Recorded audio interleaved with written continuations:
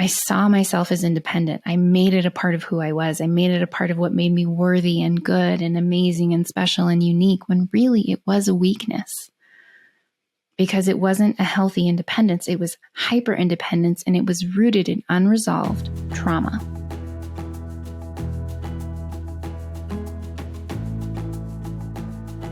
Hey friends, welcome back to the Make It Inevitable podcast. I am your host, Stephanie Zamora, and today I want to talk about releasing hyperindependence from trauma and settling into support, softening into support.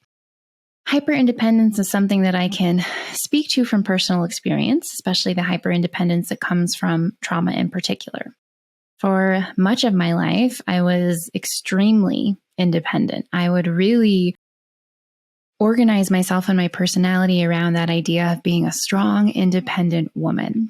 And I thought that this was a good thing, a attractive thing, something that made me better in some way, more capable in some way. And really, it was a result of trauma. It was a result of childhood trauma that then carried over into relationship trauma that I had from my very first relationship, my very first long-term relationship when I was just 14 years old, all the way into my 20s and beyond. The trauma that I experienced made it unsafe to rely on other people. And that looked like a variety of different things. So sometimes that would be letting someone do something for me and them holding it over my head. And even just in a toxic and unkind and unhelpful way, to downright abusive and manipulative, and using it as a way to have power and to get what they wanted. And it stopped feeling safe to trust other people and to let other people support me. In fact, I used to keep the scales tipped in my favor in terms of support between me and someone else, not so that I could use it against anyone else, but so that they could never use it against me. Nobody would ever have supported me more than I supported them, because if that was the case, they had leverage. They, in my mind, because of my experiences from very young, had the right to then hold it over me or use it against me, to bully me, to belittle me, to use it to get something that they wanted, to feel entitled to things that they weren't entitled to. And so this formed a hyper independence in me. In addition to that, I have a disorganized attachment style. We'll talk on this show at some point about attachment styles, because even though they're about relationships and how we feel and hold ourselves and organize ourselves relationally with other people, attachment styles come into play when it comes to making the impossible happen. So we'll have a conversation about that. Disorganized attachment is an attachment style that is disorganized in the sense that we can be both anxious and avoidant. And that comes from very extreme inconsistency during childhood. So not knowing if the person who is supposed to love and protect me and take care of me is going to be safe or not. Sometimes they will be, sometimes they won't be. So this disorganized attachment style also has played into my hyperindependence. It's safer, is the story, to not rely on other people, to not ask for, and certainly not receive any support from other people. Independence is something that is healthy and good in certain ways, in certain contexts. As human beings, we are wired for attachment. We are also not capable for big chunks of our life at the beginning and the end, and in many cases in between, we're not capable of taking care of ourselves all alone. And even way back in the day, when that looked like, if we didn't have the protection of the community, of the group, of the cave, we would be subject to exposure to the elements, which could kill us, or exposure to threats in terms of animals or other people out there. So there is a deep-rooted need for connection and community. Even in this day and age, where we're less likely to have to deal with the extreme weather conditions, the environment that could kill us, as well as less likely to come across a saber-toothed tiger who wants to eat us if we don't have support from the community, we still need each other. We can't do everything ourselves. Especially as babies and young children, we need other people to literally stay alive and stay safe. As we age, we once again get into a state where we're not able to take care of ourselves. We need other people. We need community. Even in between that, when we're sick, when we're injured, when we're down and out emotionally, mentally, we need other people. To run a successful business, we need other people. To whatever your big impossible desire is, own property, travel the world, have some kind of impact, make your art, start a family, find your person. We need other people. There's a level of independence that is healthy and important. And we learn to be independent within relationships. We learn interdependence, healthy interdependence, which isn't codependence. We're not dependent on someone else. We're not affected and driven and motivated by somebody else and what they want and need, by somebody else and their mood or their tone or whatever it is that's going on. We are capable of being an autonomous human, ourselves, our own person, our own individual. We're capable of living our own life. We're capable of making things happen for ourselves. So there's a level of independence that is important, that's healthy for each and every one of us. We don't want to be codependent. We don't want to be totally dependent on everyone else for everything. We shouldn't be. But there is that level of independence, of knowing ourselves, of being our own person, of being able to make things happen for ourselves, whether that's internally doing our growth and healing work or externally out in the world, making things happen, going after what it is that we want. And as humans, we are wired for connection. We are wired to bond. We are wired for community. We literally, quite literally need people around us at many different points in our lives. We couldn't have the lives that we have right now. I couldn't be talking to you. I couldn't have a podcast, a business. I couldn't be online if it wasn't for other people existing and creating. So we need other people. As children, many of us have experienced a certain type of trauma. Many of us have attachment trauma. I believe it's about 50% of people are secure, which means they don't have attachment trauma. They felt safe. They felt taken care of. They felt like they could get their needs met when they needed them when they were small. The other 50% did not, for one reason or another, did not feel that their attachment needs were met, and that shapes us as we grow. And if it was unsafe to go to your caretaker, if it was abusive, you learn to take care of yourself. You learn to be hyper independent. And if you experience more trauma as you grow developmentally, whether that's within your peer group, within authority figures, school, work, society, otherwise, and within your adult relationships, romantic, platonic, if it's not safe for you to ask for or receive support, you will become more hyper independent. Hyper independence is, I don't need anyone. I can take care of myself. I will do everything for myself. We will say no when people offer support or help, even if we desperately want to say yes. And that has been true for me throughout my life, especially after my loss and trauma. It was very scary for me to say yes, but I needed help. I needed support. And there were so many times that people would offer it, whether it was friends or family or someone else professionally, and they would offer their help and support just freely. Either they were offering something free of charge, or they were giving me their time and their energy. At times, even offering support in terms of food or a car ride or a little financial aid, whatever it was. I would feel deep inside the desperate, yes, please. I can't do this alone. I need help. I need support. That would be so wonderful, so nourishing, so helpful. And no would come out of my mouth without a second thought. It would just automatic, no, I'm good. Thank you. No, thank you. Nope, I've got this. That's really sweet, but no, that's okay.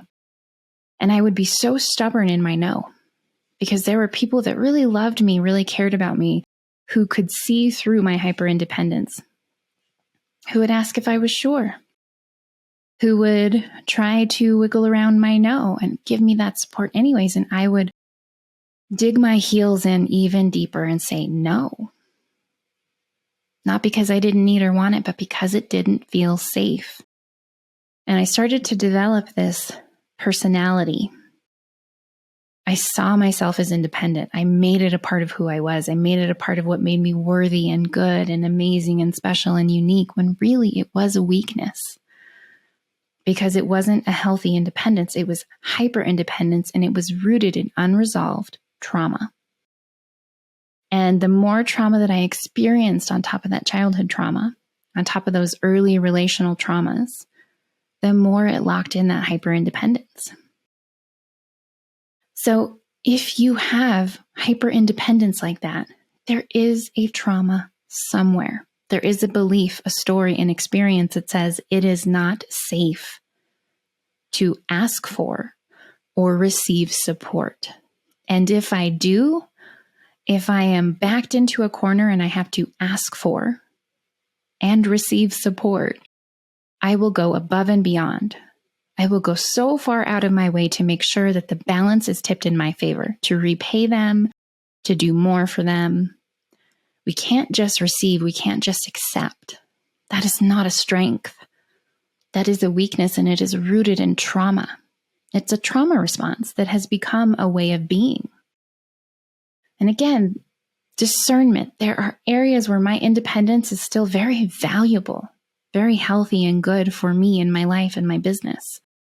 But I have had to learn to release the hyper-independence by healing the trauma. So let's talk about that. And let me give an example. I have a lot of examples in my life, but one of the things that I like to share a lot on this show, because it's active for me in my life right now, and it's actually one of the bigger and more fun and exciting and very aligned manifestations in my life, is the camper. Manifesting a camper. And by manifesting, I don't mean I thought happy thoughts and I made a vision board and poof, there it was. I did the work to live the methodology behind these conversations and the show. I did the healing work. I eliminated my stoppers. I showed up in a different way of being to shift the odds in my favor, to become a clearing for this to be possible. Manifestation is something coming into form. I manifested the camper, but I don't mean that in that spiritually bypassy way. I did the work that we talk about on the show.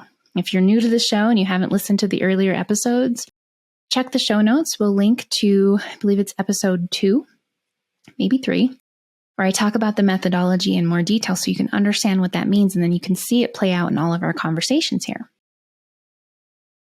I manifested the camper, this change in my lifestyle, and I did that by living this work, by living this methodology. I had to heal as part of this. One of my stoppers around making this a reality, bringing the camper and this lifestyle change into form, manifesting it, it required, 100% required, that I could ask for and receive support. I literally could not do this alone the way that I've done it. Was there a path where I'd have to do a lot of it alone? Absolutely. If I had been traveling around, if that was the path I chose with it, which I'm not, it's parked, then I would have had to navigate by myself for the most part, figuring out how I'm going to do that. Where am I going to park? What's it going to cost? I still would need the help of other people. The community of people who live in campers and travel around in vans and RVs. The people who have places where you can dock, you can boondock and park. So other people are still involved. But there's a different need for asking for and receiving support than the path that I chose, which was to park on family land. That required asking if I could. And more than just asking, receiving if and when ultimately they said yes. I had to receive that. Now that might seem to some people like, oh, that's how lovely. Who wouldn't say yes to that? But when you have hyperindependence that's rooted in trauma, that's really scary, because now you might owe someone something. Now they might have something to hold over your head, to abuse you with or around, to throw in your face. It feels like they have some kind of power. It's not safe. So it started there. It started with asking, if I get a camper, can I park on this land? And then receiving that. And then continuing from there to ask for and receive support. I didn't know anything about campers. Yes, I can learn. We can all learn the things that we don't know. And when we accelerate the process, when we receive support from other people, when we tap into other people's experience and expertise, that accelerates the process for us. In order to accelerate the process, rather than be hung up by all the things that I would need to learn all by myself in order to make an informed purchase, I asked my brother-in-law for help, for support. I had to ask him his thoughts on different campers. Could he help me research this or that? What did he think of this model? Could he come look at the different campers and be a second set of eyes for me? Because I was doing it alone, but I still needed help to do it. And not only did I have to ask for that, I had to receive it, which is even scarier with hyperindependence rooted in trauma than asking for the support. It takes a lot to summon the courage to ask for the support. To make the words come out of our body is a whole level of trauma of using our voice, of feeling worthy of asking for that. So if you can't even ask for support, that's a first layer of trauma that needs healing. Why can't you use your voice in that way? Where do you feel unworthy? Why does it feel unsafe? What stories are there? What traumas are there that need to be healed and worked through and processed? What's been unfelt? What did you stuff down from the past that makes asking scary? And if you can ask, but you struggle to receive, what is the trauma there? It's the second layer of trauma that we have to heal around this. What happened in your past that made receiving unsafe? That made the belief that now you owe them something or they can hold something over you that makes you tense and anxious because you don't know what's going to happen and when because you've received support. And is there a specific type of trauma? For me, because of my childhood trauma, because of my relationship trauma, I had a deep distrust of men. And that became very apparent to me when I moved home and I started to receive the support. When I started to ask for more support, I had to ask the men in my life. I had to ask my brother-in-law. I had to ask to borrow my dad's truck. I had to ask my stepdad to help me with certain things that I didn't know how to do and whose land I'm parked on. So I had to face head on my distrust of men that was rooted in years of trauma and abuse. I had to really look at that. I had to be able to notice it. And to notice it, I had to be in motion around facing it, which meant asking for help. Navigating through the shaking of that. There were times I would feel so anxious as I would send a text off to my brother-in-law. So anxious. It was so scary for me to do that because he might ignore me. He might say no and make me feel stupid. He might say yes and not follow through. He might say yes and hold it over my head. All of which had nothing to do with him as a person. It was my trauma that made that scary, that made those stories feel like reality, possibility. And then receiving, the anxiety of receiving was so much louder than the asking. It was so much louder because that is where most of the trauma occurred, the receiving and the aftermath of the receiving. There would either be control and manipulation, it'd be abusive, something would be taken from me in exchange. I would be violated somehow. It would be held over my head, used against me, and I never knew when that would happen. So I had to work through all of that. I had to process it in real time as it came up. And the only way that we can really bring these traumas to the surface to be processed is to push those edges, to ask for support and navigate the terror that comes with that, the push and pull of, wait, never mind, no, yes, I need it. Saying, no, thank you, I don't need it, and getting ourselves to be like, you know what, yes, I actually do, I'm sorry, yes, please, thank you. And in receiving it, we have to feel the terror in our body. We have to feel the fear. We have to navigate through the trauma responses, which cause us to freeze, to go backwards, to then give more to the person who's giving to us to make sure that we stay safe. We have to notice these patterns at play. Whatever your big, impossible desire is, I guarantee you that you need other people in some way. Also can guarantee you that asking for and receiving support from at least someone will benefit you by accelerating the process. That might look like a therapist, a coach, buying a book, asking your knowledgeable friend, asking a family member who's been through this process before, finding strangers in the world who have experience with this, joining a group, buying something from someone, selling something to someone, having conversation with somebody, hiring someone, paying for a service. These all require other people. And if you have hyper independence that's rooted in trauma and it does not feel safe for you to rely on other people, it will take you far longer to get to where you want to be. So just notice, when you think about asking for and receiving support, is there fear and terror? And if so, where in that process is there fear and terror? What traumas are there? What stories are there? What experiences from the past added on to the trauma and just solidified that belief and that story and that fear in your being, in your body, in your cells? And what and who do you need to move through that? Now, the camper story is a great example because I knew that I had to heal my trauma and my distrust around men. And I had to learn to ask for and receive support. And there's a series that I've been wanting to do for a while, the somatics of.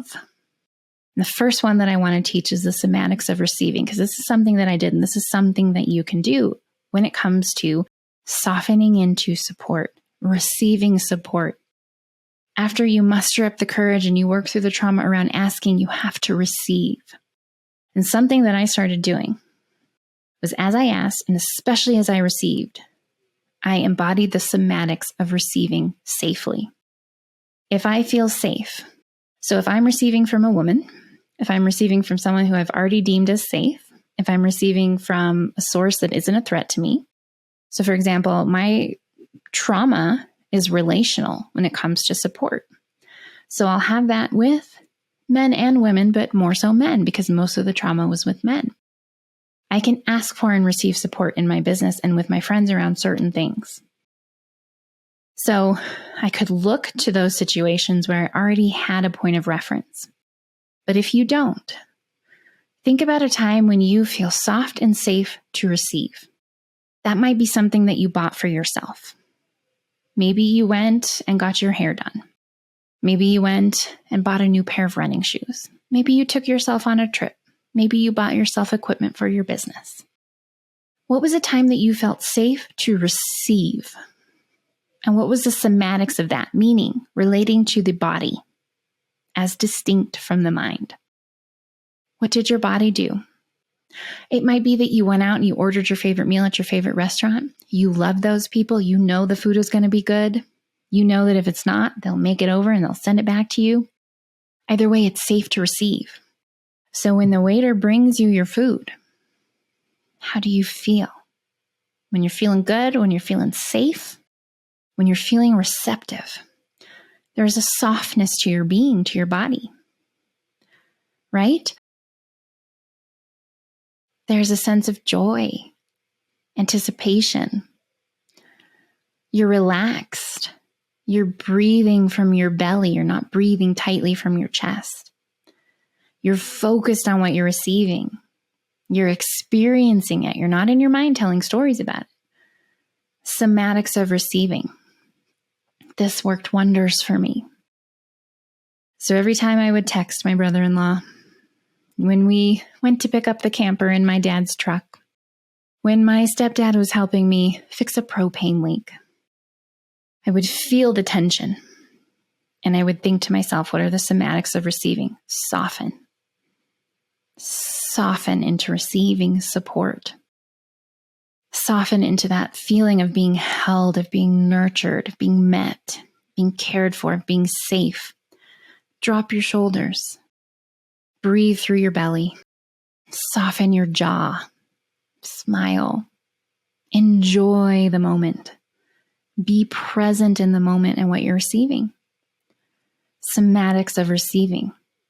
Now, this will only take us so far if we're not also processing the trauma. Somatics do a lot for us, but if the trauma is deep-rooted, and if there has been trauma after trauma after trauma around the same thing, it's not intellectual. You can't just tell yourself it's different. This is a different person. I'm a different person. I'm safe now. Gives you a little bit of leverage.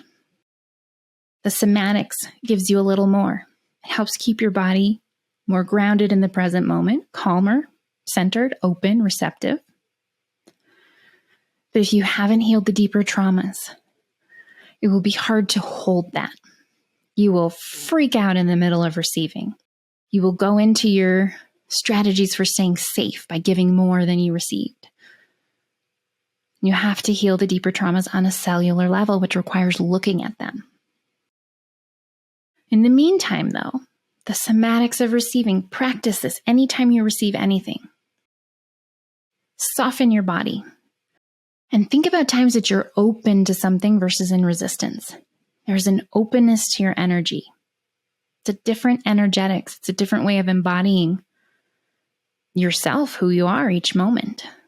Can you soften into the somatics of receiving? Can you settle your body? Be present with it. Relish in it. And it's important to do this work with people who are safe. And so I did the deeper processing and healing and clearing work, a lot of process work, a lot of acupressure around my distrust with men. I also went back to therapy. I worked on that distrust of men. I worked on those traumas that were stored in my body, and I moved them out. And then I practiced with people who were safe. Safe people. My brother-in-law is safe. My stepdad is safe.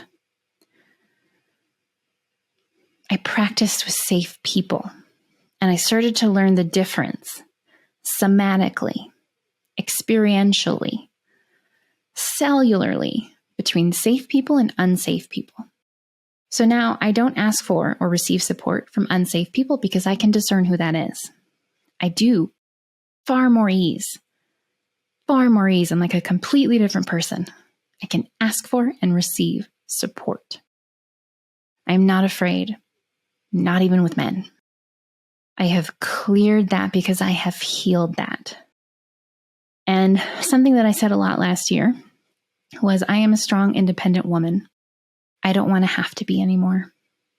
I don't want to have to be. I want support. I want people around me. I wanted a partner who could show up for me, who could meet me, who could be there for me.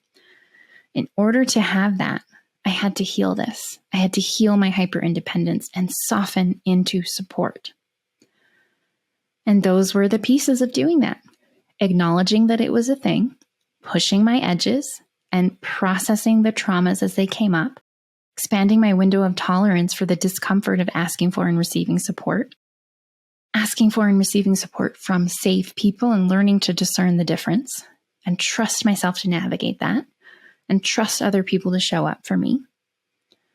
And the somatics, relax into the somatics of it as you ask and receive. That's the work. If you need support, I would be so honored to help you. Process work and acupressure are always a part of my coaching because that is how we free ourselves from what is stored in ourselves in order to do this work more easily and to truly be free of old traumas.